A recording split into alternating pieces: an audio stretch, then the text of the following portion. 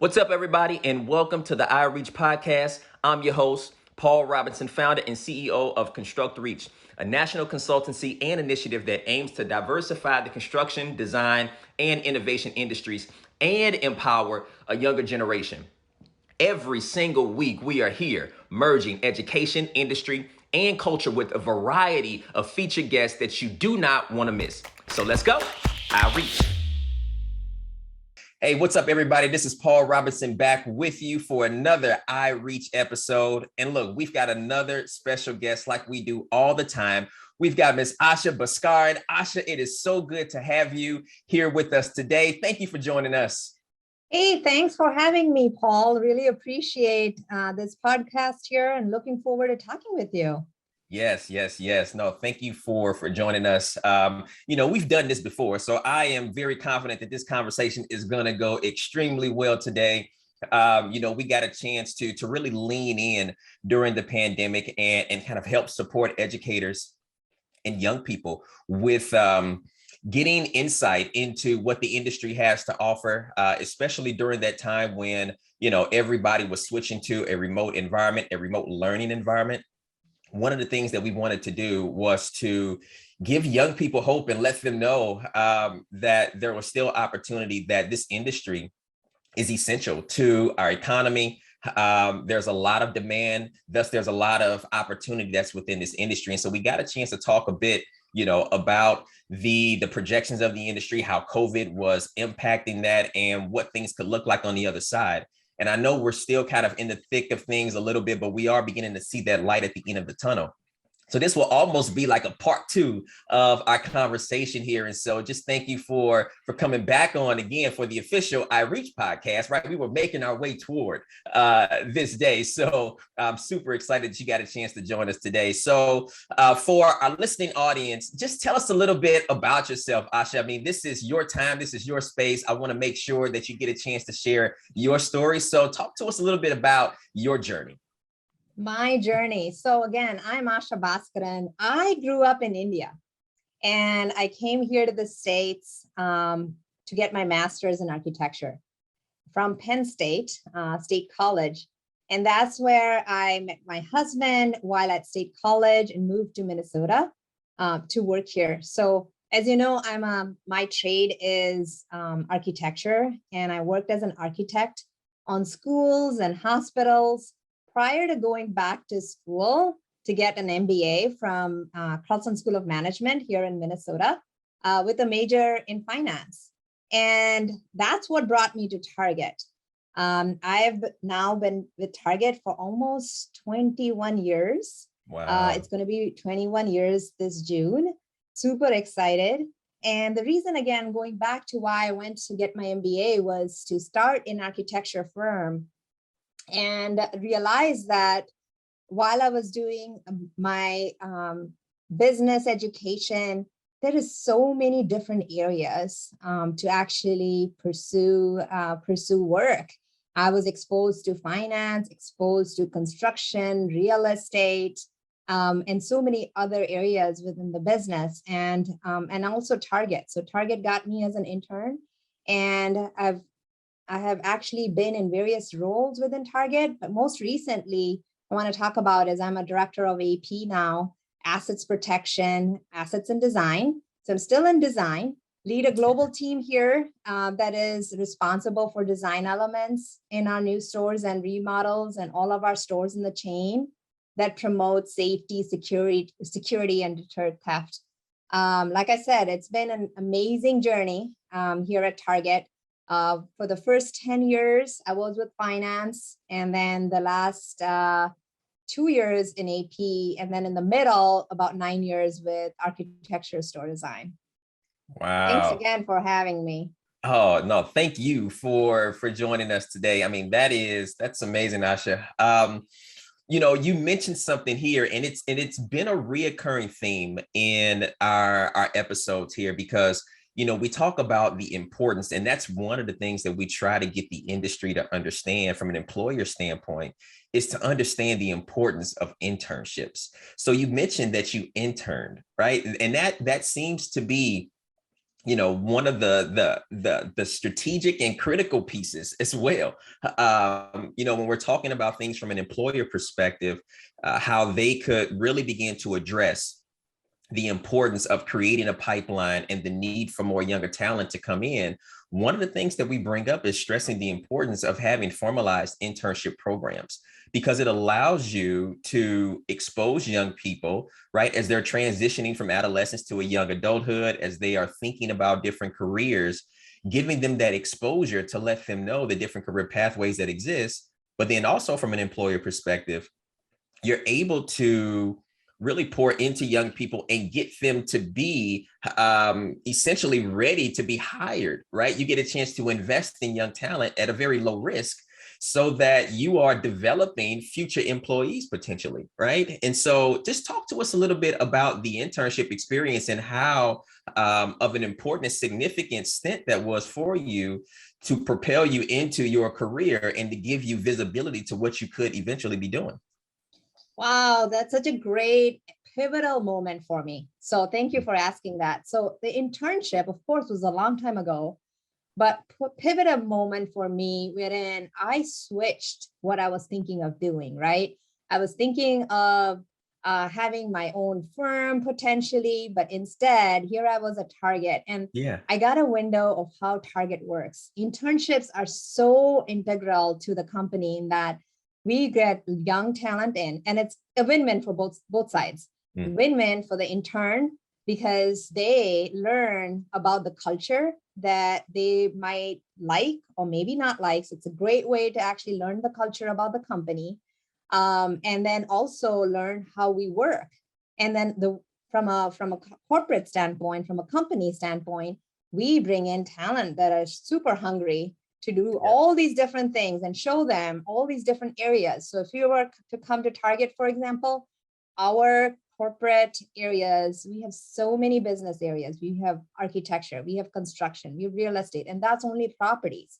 Then we've got merchandising, we've got technology. And so what I have seen, and I can share that it's also about myself too, like how I have kind of grown in so many different areas within Target.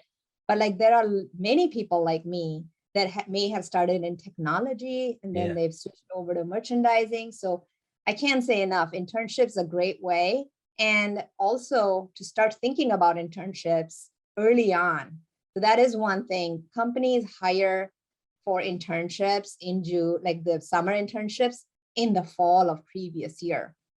So for those of you listening, I think that's really key, is planning ahead so that you're planning for when you're starting your school, like college life, you're planning ahead for the internship that's coming up in the summer.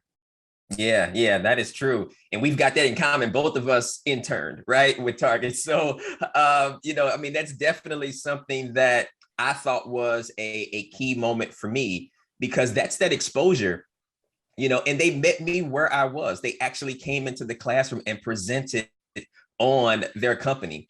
And I had no idea that they had everything in-house. I didn't know, right, that they had architects and construction managers and engineers and things of that nature. All I knew was, the brand that met me where I was, right? And that was just from the retail side and the store experience and the shopping experience. So I had no idea, and they came in, and I actually, the funny thing is, I thought that they were like in the wrong classroom because, we signed up to hear all of these presentations with different companies to come in and talk about themselves. And so here you have, this department of construction majors and architectural engineering majors or what have you. We see the list of the companies that are coming in. We're looking at this general contractor, ABC general contractor, XYZ general contractor, what have you, a couple of architectural firms, and you see Target. And I'm like, okay, nah, I think they are in the wrong department, right? And so I go in just to listen because I'm like, okay, well, maybe they are in the right space. Let me hear like what they have to say to us, right? And lo and behold, I was like, man, that is amazing. I did not know that. I didn't even understand construction and designing from an owner's standpoint, right? And that was a key. That was big for me. And so having that internship experience, what it did was introduce me to the owner side of the industry. And that was the exposure that essentially I was looking for, because I ended up starting my career with them and going into being a construction project manager. And from there, of course, career just began to take different turns. And here I am now today, right? But it's important, and that was a while ago for me as well, but it was definitely such a monumentous time for me that began to really set the direction in which I would go. And so I always tell, and we as ConstructReach, we're always telling employers from a company standpoint, like, you have to understand how significant these type of opportunities can be for young people, because how do they know unless they have that real-time experience and exposure? Because it's one thing, and let me know your thoughts about this, but it's one thing to hear about what you can do, from an education standpoint, you're in an educational environment, but regardless of whatever degree you may be pursuing or whatever interest that you have, it's one thing to be told about what something entails and then actually being able to do it, and for me, being able to do it and then being in that environment and then talking with people who are doing it and to see where they started and then who have now navigated to different positions and roles and how things have dovetailed off of each other. I think that's where you really get the full breadth and understanding of not only what you can do in that internship experience, but your career pathway, what that could look like as well. Absolutely. Yes. I would say that unless you do it, you don't know what you like.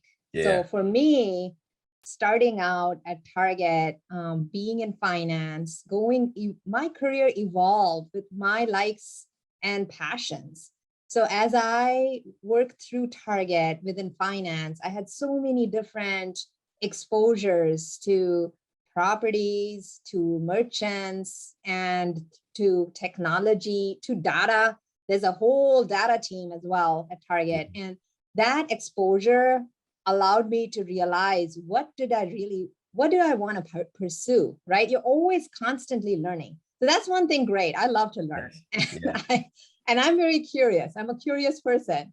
And I also like mentors who actually help me channel what my passions are and how to continue to experience different areas within Target. So yeah, the journey has been amazing. But most recently, what I want to call out is the actually by doing it, like what I started doing about 12 years ago was transitioning a capability to Target in India. So this capability, as I was transitioning this work, I realized that not a lot of folks actually have what I had, which is the understanding of culture within India and within the US, and connecting the dots. And each person is here, and I truly believe like each of you, each one of us is here for a purpose. And to find that purpose and to actually work with the passion that you have, you kind of bring the best of both worlds into your life. And so, through that journey, the last 12 years, I've continued to work with Target in India, and really, continue to share my knowledge with the rest of my peers and rest of my colleagues too, in what capabilities can work there and how we can create a global team. And that's kind of like the passion that I didn't know I had, but actually having done it is where you can then know that this is what you like and you can continue doing that. Yeah. Being able to be in an environment where you can tap into that passion, I think that's definitely key. No, that's amazing, Asha. So when you think about, the projections, right? When you think about this industry, right now we hear from a construction standpoint that there's this retirement crisis that's hovering and looming over the industry, where you have a generation that's aging out, and we're not backfilling those positions at the same rate that, the older generation is kind of retiring out and aging out. And so you have that demand there from an industry standpoint. But then you also think about how COVID has just impacted society on so many different levels. And then just the nature of work as well. But when you think about that, that's also creating maybe new jobs that didn't exist prior to that. I know last time you mentioned things about more sustainable materials and things of that nature when we're talking about designing. But when you think about kind of where the career pathways are going in terms of architecture, design, and innovation, things of that nature, what's your take on where things are going? What are the projections for those type of jobs? Yeah, that's a great question. So what we're doing here, I can speak for Target, but a lot of companies too, we're trying to create entry level roles for just what you just mentioned with regards to the aging population. But actively, I can say what we're doing in my team and other teams too, whether it's design or construction, we are establishing these entry level roles really for fresh candidates that are coming out of college to start in Target, and then consciously creating a career path for them to grow. And this is where like how we work is it's a lot of connecting the dots. So you come out of college, you've got a degree, you're coming in, you may be an architect, you may be you may be in construction, you may be in different areas. But what we really want is as you're growing through, you're looking at all these different avenues and areas, and really like being able to choose what you're more passionate about, and then connecting the dots across different areas to make the work happen and to problem solve. So right now, there are so many problems that we're trying to solve. I won't get into all of them, but at least some of them. One is sustainable design, right? And so sustainable design is something we're trying to solve in a unique way. And currently, I'm really proud to say we just opened a store that is a net zero energy store. That's our very first store that we just remodeled the store, meaning that it's a net zero energy. So what energy we take into the store, we're not taking, basically the whole store is like managing its own energy on its own, which is fantastic. And there was a lot of work that went into it, a lot of different expertise, a lot of different teams that worked on it for years and years and years. And now we know how to do this. So it'll be easier to, like, if we were to plan to roll this out in the future, easier to do that. But like, how did we come about doing this? I think it's these roles that we're creating, getting fresh ideas into our company. And we really need folks, like a lot of the young folks to come into our workforce here to help us come up with these innovative ideas that we don't have answers for. We're looking to problem solve as we work together on it. Yeah, no, that's great. And it sounds like you guys are very intentional with affirming those young people and letting them know that you have something to offer and you have value to bring into, solutions that, the company is trying to bring forth, right? And I think that's really important, because when we were in the process of, designing our internship curriculum and our program, what have you, we actually got feedback from young people before we even designed the curriculum and the format for our internships, because they got a chance to share with us their entry-level positions, their past internships, and how they didn't feel as if they were valued. Young people want to come in, they want the chance to add value, and sometimes it seemed as if they were like an afterthought, like the company didn't prepare for them. And so, being able to have that intentionality with those entry-level positions, with internship positions, and of course, right, I mean, there's still a certain level of education and understanding of what a company is doing. That learning curve is going to be there, rightfully so, and they're still going to be green coming in, but being able to allow them to understand how they could be affirmed in that position of where they are in their youth with that limited experience, but still leaning on certain things that they may have, a large portion of knowledge about, right? And being able to allow them the space and the time and the opportunity to add value, right?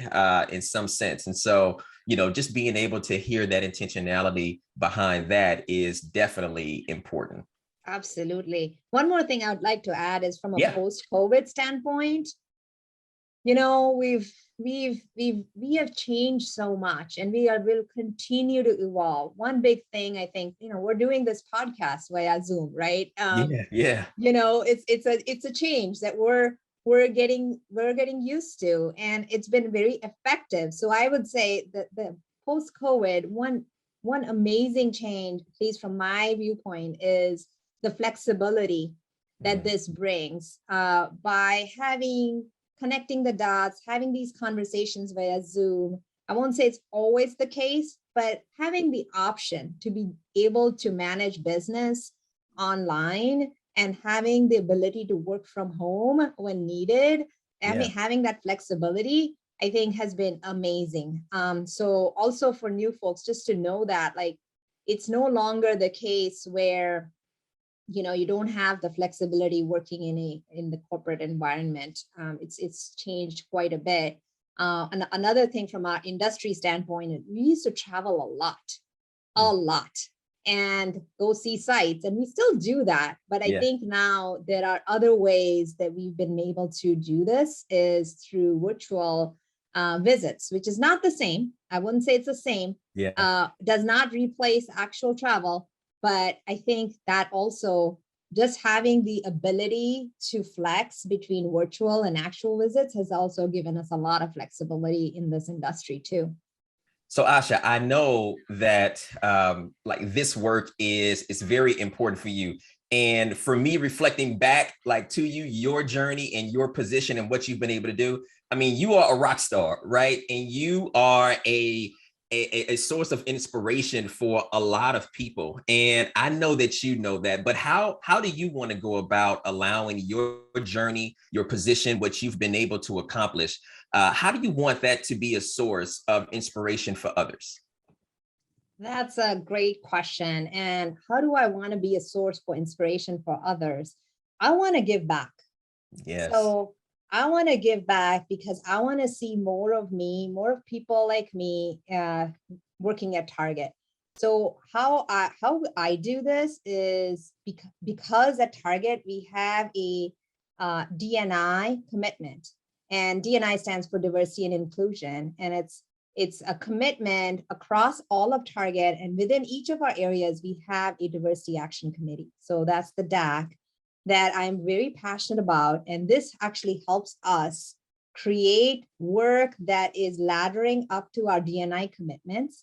And some of the work that I've been involved in has been around representation, making sure that we at work, our teams represent the communities that we serve. It's so important for us. And by creating equal opportunities for all, we can better understand and serve our guests, connect to the communities we serve, like I said, and build a stronger team. It's so important, like our solves and our problems that we're solving actually works with the community. The stores that we're building, the new stores that we're building are actually in harmony with the community. So I really want to give back, making sure that I can mentor folks. I also have a lot of cultural discussions within my team, and my team feels like they belong. We have a very strong culture. And also more recently, we've actually been evolving our recruiting tactics too. So one good example I'm going to give around the recruiting part of it, also around retention, is how we've been going about this is most recently with an AP, we focused on career pathing calls. And this was a call for all of our AP asset protection team members across the whole entire country. And this was once a month, and we still do it. It's been widely successful, and folks can just call in and talk and learn about career paths from others within Target. So it's a great way to give back, great way to learn from each other, and also make sure that we are supporting our diverse team members here within Target. And so one thing I'd say to young folks out there is, if you don't have mentors, reach out via your via your LinkedIn network, there are a lot of us that are interested in mentoring and helping and giving back. Yeah, no, that's good. Because young people need those mentors as well, right? And it's one thing, because I think about it, especially with talking to a lot of young people. And then, of course, we've been there before. And sometimes as a young person, you want to ask an adult, right, to try to help you along the way, or you want to ask them to be your mentor, but then you're saying no for them, like, I don't know, they're too busy, or this or what have you. But I think having industry professionals say, no, this is something that I want to do, and I want to make sure that I can be of any resource or any help for you, whether it's a sounding board, whether it's giving you some insight, whether it's sharing tips, whether it is connecting you with other professionals or what have you. So having industry professionals, right, explicitly say, no, I'm here and I want to put myself in position to help you get to where I've got a chance to go and even further, right, is definitely something that I think young people would want to hear, right? Because sometimes they'll say no for us. Yes, I have a teenage daughter, and yes, I know how that feels, because she'll say, no, this is not something that she'd want to follow through.